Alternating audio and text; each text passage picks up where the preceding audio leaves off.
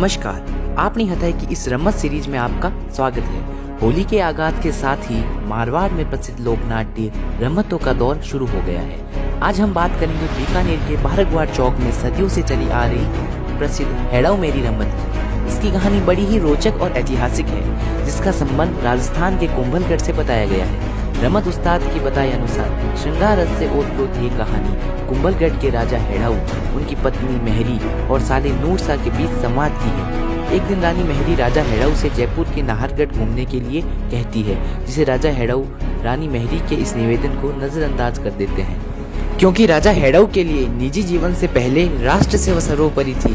उसी सिलसिले से राजा हेड़ाऊ अपने राज्य में व्यापार समृद्धि के नए आयाम स्थापित करने के लिए रात्रि में रानी मेहरी को बिना बताए परदेश चले जाते हैं। फिर विरह में रानी मेहरी राजा से नाराज हो जाती है।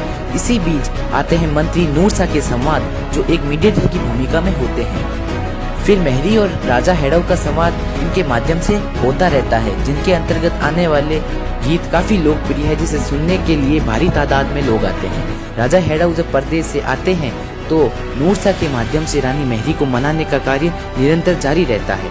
आखिर में एक दिन रानी मान जाती है और रंग से दोनों खेलते हैं। राजा और रानी को संतान प्राप्ति के बाद ये कथानक समाप्त हो जाता है।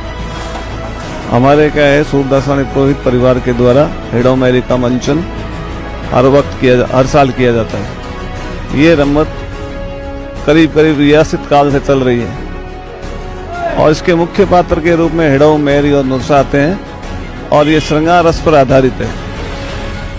और इस रम्मत की बागडोर करीब 25 वर्ष से मेरे और सीन महाराज, हमारे काका जी है, उनके पास है, उनको हम बखूबी निभा रहे हैं। हमारे से पहले ये चतुर्भुजी छंगाणी थे, उनके द्वारा इस रम्मत का मंचन किया जाता था।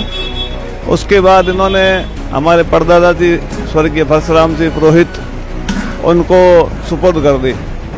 उसके बाद से ही हमारे परशुराम जी के परिवार, हमारा सूरदासानी पुरोहित परिवार, ये सारे मिलकर के इस रम्मत का मंचन लगातार करते आ रहे हैं। ऐसी ही रोचक कहानियां सुनने के लिए बने रहिए हमारे साथ।